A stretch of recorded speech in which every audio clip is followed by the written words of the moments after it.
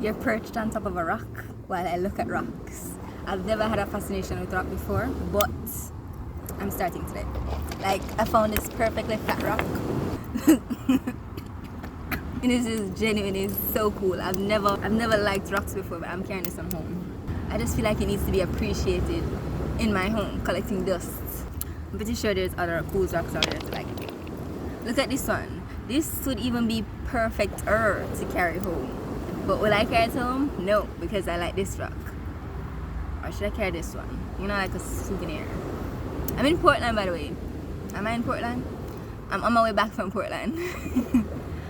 Oh my goodness. Don't look at my crotch.